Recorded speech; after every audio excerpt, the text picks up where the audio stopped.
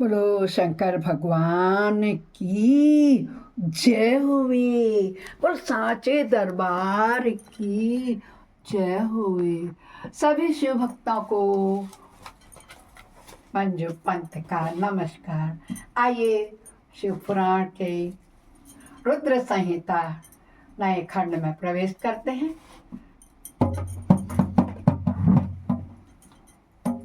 जा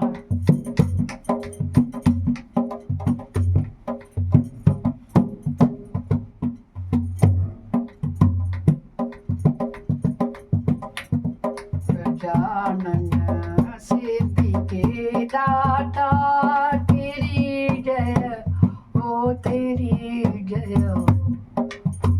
गजाननं भूतगणादिसेवितं कत्पित्तजम्बू फलचारुभक्षणं उमासुतं शोकविनाशकारकं नमामि विघ्नेश्वर पादपङ्कजं। नीलाम्बुश्यामलकोमलाङ्गं सीतासमारोपितवामभागं पाणो महासायक चारुचापं नमामि रामं रघुवंशनाथम्। कर्पूरगौरं करुणावतारं संसारसारं भुजगेन्द्रहारं सदा वसन्तं हृदयारविन्दे भवं भवानी सहितं नमामि। त्वमेव माता च पिता त्वमेव बन्धुश्च सखा त्वमेव विद्या द्रविणं त्वमेव सर्वं मम देव देव। आनंदी आनंद कर सब संकट दूर, जो सेवक शरण पड़े सदा रहे भरपूर। तुम दाता हम मांगता, दिया तुम्हारी खाए। तुम ऐसी जगदाता माता, छोड़ तुम्हें और किस दर जाए। सदा भवानी दाहिनी सिद्धि करें गणेश, और पंचदेव रक्षा करें ब्रह्मा विष्णु महेश। सर्वे भवन्तु सुखिनः, सर्वे सन्तु निरामया, सर्वे भद्राणि पश्यन्तु मा कश्चित् दुःखभाग् भवेत्। नमः शिवाय, नमः शिवाय, नमः शिवाय, नमः शिवाय, नमः शिवाय, नमः शिवाय, नमः शिवाय, नमः शिवाय। जिसे श्रवण कर मिट जाती है जन्म जन्म की व्यथा, यही है शिव शंकर की कथा, यही है भोले बाबा की कथा। दोस्तों, मैंने शतरुद्र संहिता खंड का कल प्रथम अध्याय आपको सुनाया था। आज मैं दूसरा और तीसरा सुनाने जा रही हूँ। आइए बड़े प्यार से शिव जी की अष्ट मूर्तियां कथा अर्ध नारी नर रूप का सविस्तार से वर्णन है इसमें सुनेंगे। नंदीश्वर कहते हैं, ऐश्वर्यशाली मुने, अब तुम महेश्वर के उन श्रेष्ठ अवतारों का वर्णन सुनो जो लोक में सबके संपूर्ण कार्यों को पूर्ण करने वाले हैं। तो सुखदाता है तात यह जगत उन परमेश्वर शंभु की 8 मूर्तियों का ही स्वरूप है। कल मैंने आपको बताई थी। जैसे सूत में मणियां पिरोई रहती हैं, उसी तरह यह विश्व उन 8 मूर्तियों में व्याप्त होकर स्थित है। वे प्रसिद्ध 8 मूर्तियां थीं: सर्व, भाव, रुद्र, उग्र, भीम, पशुपति, ईशान और महादेव। शिव जी के इन सर्व आदि 8 मूर्तियों द्वारा पृथ्वी, जल, अग्नि, वायु, आकाश, क्षेत्रज्ञ, सूर्य और चंद्रमा अधिष्ठित है। शास्त्र का ऐसा निश्चय है कि कल्याणकर्ता महेश्वर का विश्वंभरात्मक रूप ही चराचर विश्व को धारण किए हुए है। परमात्मा शिव का सलिलात्मक रूप जो समस्त जगत को जीवन प्रदान करने वाला है, भव नाम से जाना जाता है। जो जगत के बाहर भीतर वर्तमान और स्वयं ही विश्व का भरण पोषण करता तथा स्पंदित होता है, उग्र रूपधारी प्रभु के उस रूप को सत्य पुरुष उग्र कहते हैं। महादेव का जो सबको अवकाश देने वाला सर्वव्यापी आकाशात्मक रूप है, उसे भीम कहते हैं। वह भूत वृंद का भेदक है। जो रूप समस्त आत्माओं का अधिष्ठान, संपूर्ण क्षेत्रों में निवास करने वाला और जीवों के भव पाश का छेदक है, उसे पशुपति का रूप समझना चाहिए। महेश्वर का संपूर्ण जगत का प्रकाशित करने वाला जो सूर्य नामक रूप है, उसे ईशान कहते हैं और वह द्युलोक में भरण करता है। अमृतमयी रश्मियों वाला जो चंद्रमा संपूर्ण विश्व को आह्लादित करता है, शिव का वह रूप महादेव कहलाता है। आत्मा और परमात्मा शिव का 8वां रूप या मूर्ति अन्य मूर्तियों की व्यापिका है, इसलिए सारा विश्व शिवमय है। जिस प्रकार वृक्ष के मूल को सींचने से उसकी शाखाएं पुष्पित हो जाती हैं, उसी तरह शिव का पूजन करने से शिव स्वरूपी विश्व परिपुष्ट होता है। जैसे इस श्लोक में पुत्र पौत्र आदि को प्रसन्न देखकर पिता हर्षित होते हैं, उसी तरह विश्व को भली भांति हर्षित देखकर शंकर को आनंद मिलता है। बोलो शंकर भगवान की जय हुई। इसलिए यदि कोई किसी भी देहधारी को कष्ट देता है तो निसंदेह मानो उसने अष्टमूर्ति शिव का ही अनिष्ट किया है। सनत कुमार जी, इस प्रकार भगवान शिव अपनी अष्ट मूर्तियों द्वारा समस्त विश्व को अधिष्ठित करके विराजमान है। अतः तुम पूर्ण भक्तिभाव से उन परम कारण रुद्र का भजन करो। प्रिय सनत कुमार जी, अब तुम शिव जी के अनुपम अर्धनारी रूप का वर्णन सुनो। महाप्राज्ञ वह रूप ब्रह्मा की कामनाओं को जो पूर्ण करने वाला है। सृष्टि के आदि में जब सृष्टिकर्ता ब्रह्मा द्वारा प्रजाएं विस्तार को नहीं प्राप्त हुई, तब ब्रह्मा को बहुत दुख हुआ। उन्हें दुख से व्याकुल हो चिंताकुल हो गए। उसी समय यों आकाशवाणी हुई। क्या हुई? ब्रह्मन, अब मैथिली सृष्टि की रचना करो। आकाशवाणी।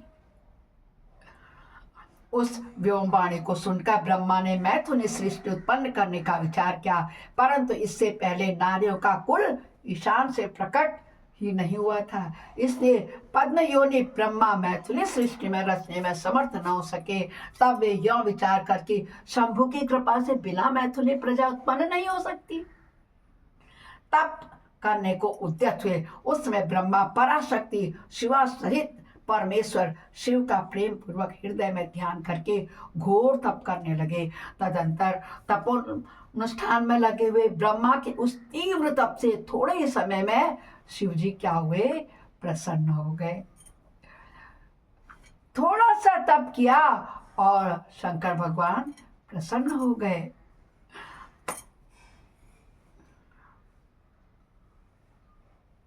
तब वे कष्टकारी शंकर पूर्ण सच्चिदानंद की कामदा मूर्ति में प्रविष्ट होकर अर्धनारी के रूप में ब्रह्मा के सामने निकट हो गए।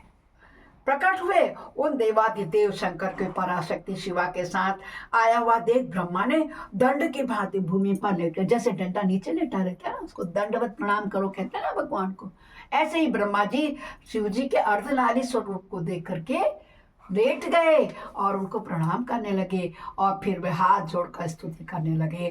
तब विश्वकर्ता देवादिदेव महादेव महेश्वर परम प्रसन्न होकर ब्रह्मा से मेघ की सी गंभीर वाणी में बोले।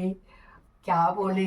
शंकर भगवान अर्धनारी स्वरूप में आए हैं और बोलने लगे, क्या कहने लगे कि महाभाग वत्स, मेरे प्यारे पुत्र पितामह, मुझे तुम्हारा सारा मनोरथ पूर्णतया ज्ञात हो गया है। तुमने जो इस समय प्रजाओं की वृद्धि के लिए घोर तप किया है, तुम्हारे उस तप से मैं प्रसन्न हो गया हूँ और तुम्हें तुम्हारा अभीष्ट प्रदान करूंगा।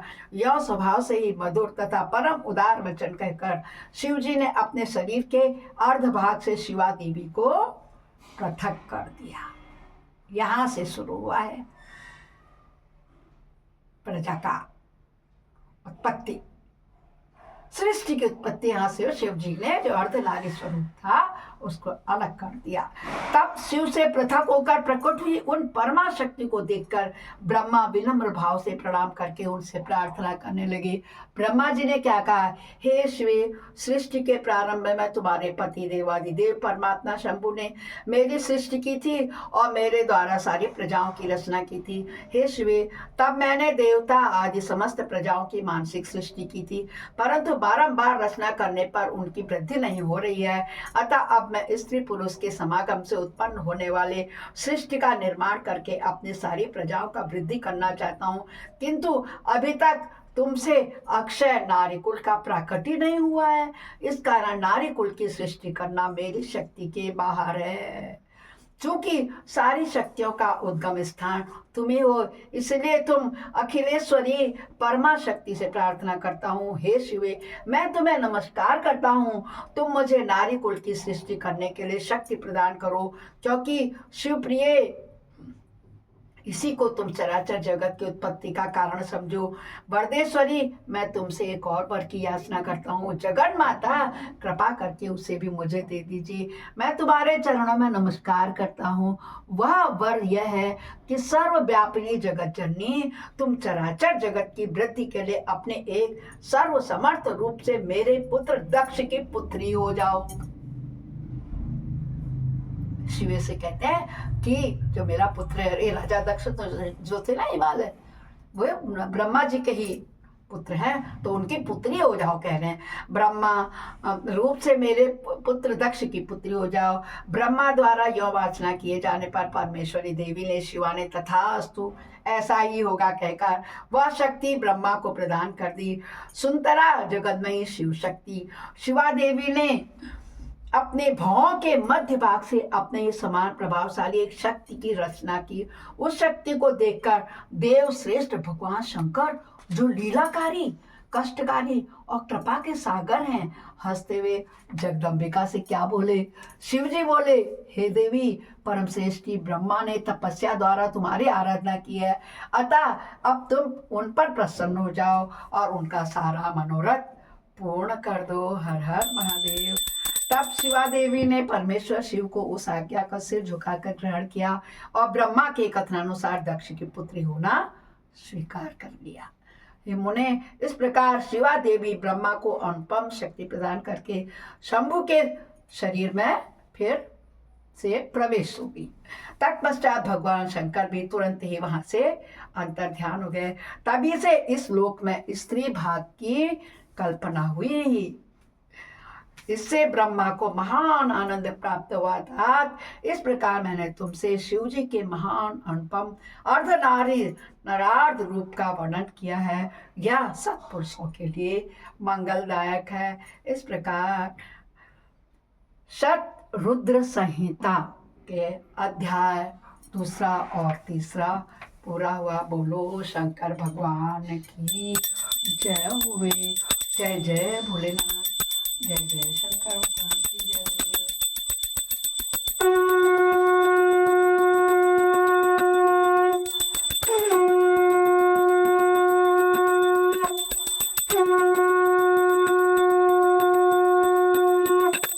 नमः शिवाय। ओम नमः शिवाय। ओम नमः शिवाय नमः। ओम नमः शिवाय। ओम नमः शिवाय। ओम नमः शिवाय नमः। अपराध सहस्राणि क्रियन्ते अनिशम्यया दासोऽहमिति माम त्वां क्षम्यस्व परमेश्वर। आवाहनं न जानामि विसर्जनं, पूजां च न जानामि क्षम्यतां परमेश्वर। मंत्रहीनं क्रियाहीनं भक्ति सुरेश्वर, जत् पूजितं मया देव परिपूर्णं तदस्य मे। बोलो हर हर हर महादेव, पाप हर, कष्ट हर, संकष्ट हर, कर सभी समस्याओं का हर, ऐसे शंकर भगवान की जय हो। हर हर महादेव। भक्तों, इस कथा को सुनकर दूसरों के साथ सिर्फ एक किसी भी रिश्तेदार, भाई बहन या पहचान को शेयर जरूर करना। कमेंट में हर हर महादेव लिखना। फिर देखना कैसे चमत्कारी ये शतरुद्र संहिता पढ़ रही हूं मैं। हर हर महादेव। कल फिर मिलते हैं, तब तक के लिए नमस्कार।